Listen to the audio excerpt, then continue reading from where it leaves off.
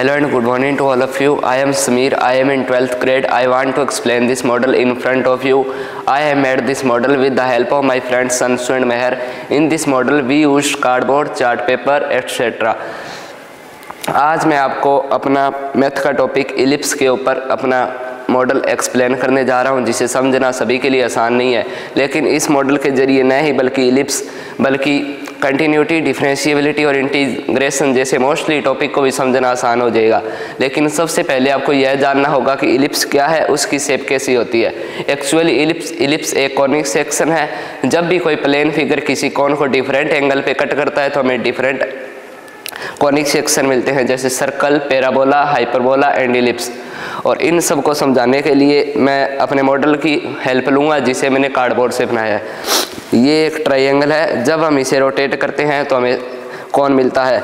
जब हम किसी कोन को उसके प्लेन पैरेलल के बेस पे कट करते हैं तो हमें सर्कल मिलता है। जब हम किसी कोन को उसके एक्यूट एंगल पे कट करते हैं तो हमें इलिप्स मिलता है। जब हम किसी कोन को उसके स्लैंट एज पे कट करते हैं तो हमें पैराबोला मिलता है। जब हम किसी कोन को उसके डबल नेप के इंटरसेक्ट करते हैं तो हमें हाइपरबोला मिलता है। Now the next part will explain by my friend Anshu.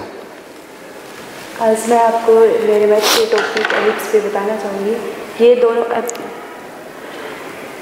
ये वाई एक्सिस है और ये एक्स एक्सिस है, और ये दो फोकस पॉइंट है और ये फोकस दूरियां हैं। जब हम एलिप्स पे कोई एक पॉइंट लेते हैं और उसे फोकस तक देखते हैं तो दोनों फोकस का जोड़ सेम रहता है। अगर हम दूसरे पॉइंट से देखते हैं तो दोनों का जोड़ सेम रहता है। तो now the next part will be explain my friend मेहरबानी। अब हम इस मॉडल का use continuity, differentiability and integration के लिए करेंगे। इंटीग्रेशन कंटिन्यूटी में होता है कि जब हम किसी चीज़ को या किसी शेप को कंटिन्यूसली ड्रॉ कर सकते हैं बिना हाथ उठाए तो हम कह सकते हैं कि वो कंटिन्यूस है। हम इलिप्स को बिना हाथ उठाए ड्रॉ कर सकते हैं तो हम कह सकते हैं कि एक कंटिन्यूस कर्व है।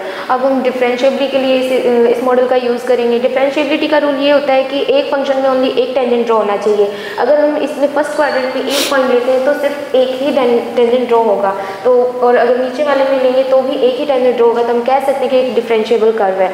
और इंटीग्रेशन में हम एरिया फाइंड आउट करते हैं, तो अगर हमें इलिप्स के फर्स्ट क्वाड्रेंट में एरिया शो करना है तो हम इजीली कर सकते हैं, और अगर हमें पॉजिटिव एक्स एक्सिस में करना है तो वो भी हम बहुत इजीली कर सकते हैं।